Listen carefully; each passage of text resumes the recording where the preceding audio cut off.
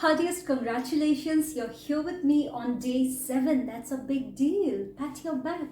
Great job. Okay, now, yesterday we looked at either, neither and the correlative pair either or, neither, nor. Okay, we also looked at their pronunciation. Neither, neither, either, either, all are correct. It's completely your choice. Okay, now, either means one or the other of two things. Either, neither, what do they represent? They represent a choice between two things, okay? And these two things are the same grammatical type, okay? How? We'll look at it further, okay, in this video. Now, either is one or the other of the two things. Two choices, either this one or that one, any one, okay? Neither, we learned, is a negative word, okay? And what does it have in it? No, not. Sorry, it's not working. Okay, no and not. So we never use no, not with neither. What does it represent? Not one nor the other of two things. We are going to look at examples now. Okay, let's look at examples. But first, the rule.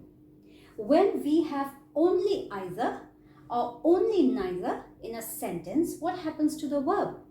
It's always singular. It's always singular. Okay, let's look at some examples now. Either, answer, is, are. Correct. Which one is the correct option? Tell me. Either, does it have its correlative pair, or no? Okay, which means it's standing alone, it's singular. Okay, so since this is singular, the verb has to be singular. So either answer means this answer or that answer. Is or are correct. This answer is correct or that answer is correct. So with this answer, we replace this answer and that answer with either. Okay, one word. So either answer is or are correct. Is correct. Okay, great. Now let's look at an example with neither. Okay, so since this is answer, let me write question. Neither question is, are correct. Now, what's its correlative pair? Nor. Do we have nor here? No, which means it's singular. That's the quick tip. Okay, whenever they stand alone, they are singular. So they will always take the singular verb. Oops, I gave you the answer. All right. So neither question is or are correct, is correct, singular. Can we write this in any other manner? Yes. So we can write neither of the questions. Neither of the questions is correct.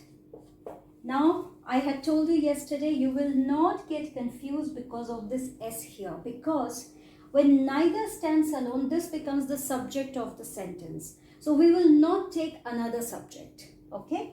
So here, neither we have. Forget about what we have here. The verb is here and it has to be singular. Same goes with either. We can write it this way. Either of the answers is correct.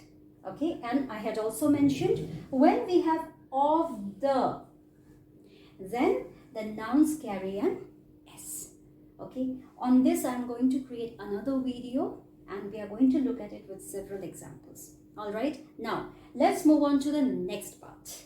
When in a sentence we have either or neither nor, they are known as correlative pairs. Okay, when we have them in a sentence, what happens to the verb?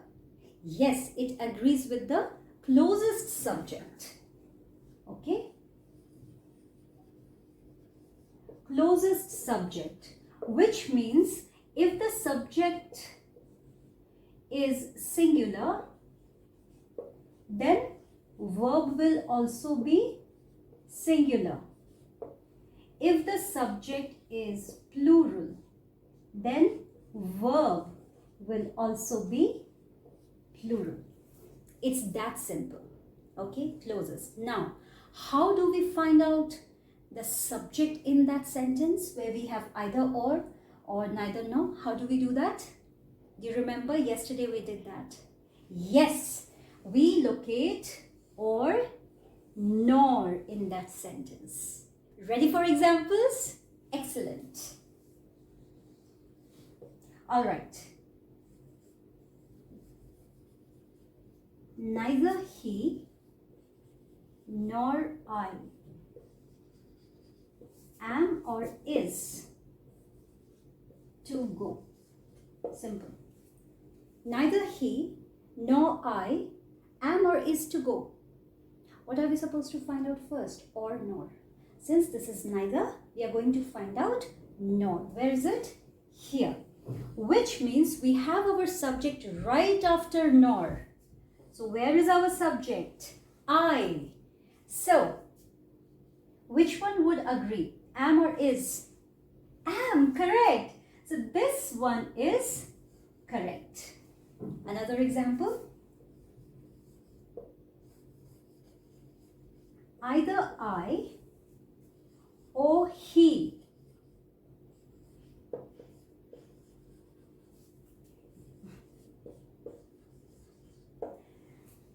Okay, now tell me this one. Either I or he is or am to go. Now, what are we going to find out? Since it's either, we are going to find out or. Where is it? Here. Which means, where's the subject? Right after that, right? So here we have our subject. We found him. Yay! Okay, so he is our subject. Now, is or am? Correct. Is. And we found our verb. So either I or he is to go. Clear? Alright. Let us quickly recapitulate. When we have either neither standing alone in a sentence, the verb is always singular. Okay? Second one, when we have these correlative pairs, either or neither nor in a sentence, the verb agrees with the closest subject. So if the closest subject is singular, it will take singular verb. If the closest subject is plural, it will take the plural verb. Okay? The quick tip, find out or nor in a sentence based on these correlative pairs, because right after that we have our subject. It's never before, it's always after that. Okay? So the subject always comes after or nor, and then we have our verb. Therefore, subject-verb agreement with reference to either or neither nor becomes a cakewalk. Now let's move on to the third section, and that is modal auxiliary verbs. What happens to subject-verb agreement when we have modal auxiliary verbs in a sentence? I have just one word for you. It's an informal one.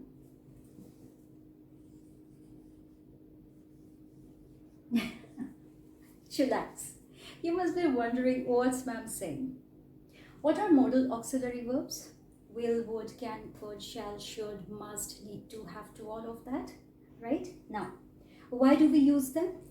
To show possibility, necessity, permission, ability, and all of that, right? So, one thing we know about modal auxiliary verbs, and that is, they do not change their form. Now learn the second thing. They're all inclusive. They have a big heart. Okay, a big heart. So you can chill. They're equal. They treat everyone equally. All the subjects, singular subjects, plural subjects, they treat all the subjects equally. They don't change. Let's look at some examples now.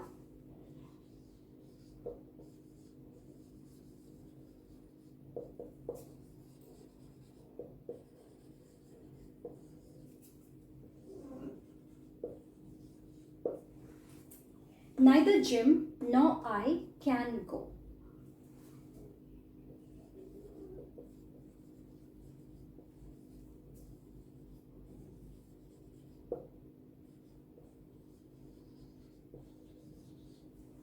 Did it change? No, it remains the same. This is I, this is Jim, right? Let's look at another example.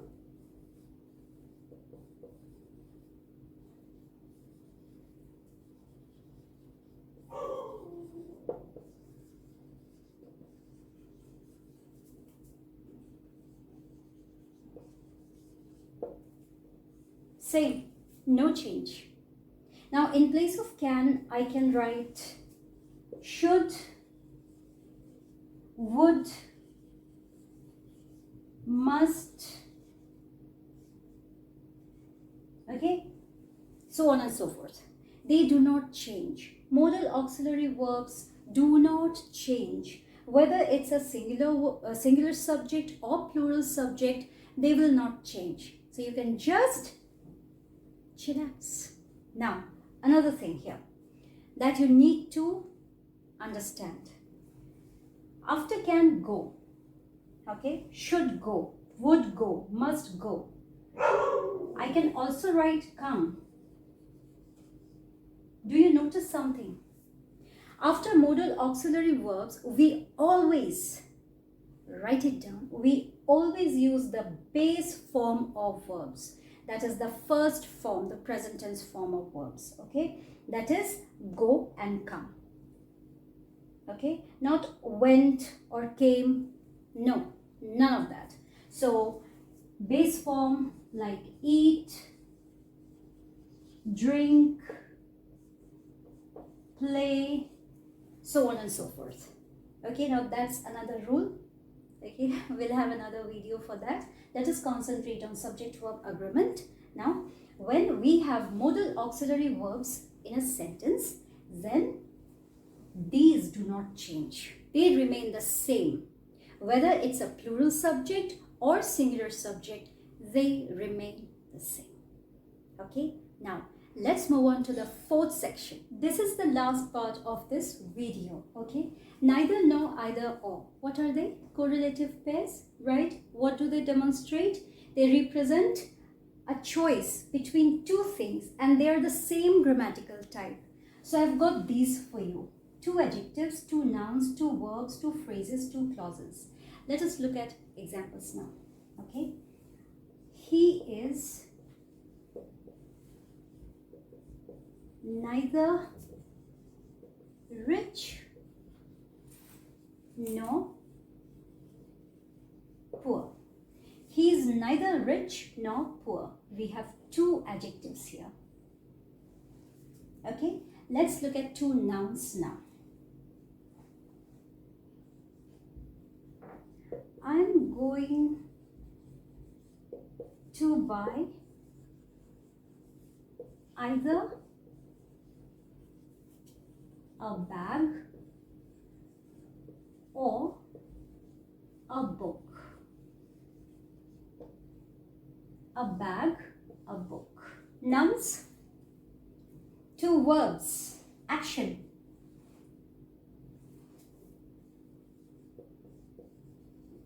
Either you work hard or suffer. Either you work hard or suffer. 2 verbs. Now, phrases. Neither me nor Jim. So it was neither me nor Jim. It's a phrase. Last one, clauses. Either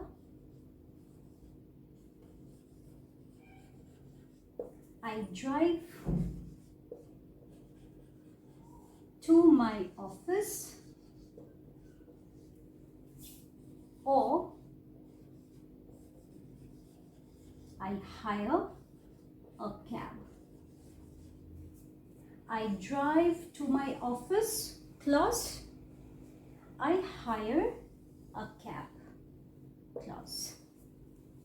Remember, neither nor, either or is a different topic altogether. But when it comes to subject-verb agreement, I have covered all the important points that you need to learn. Please share it with your friends, family members, eager learners. This is my 20 years of experience that I'm sharing with you. Okay, let us all learn together.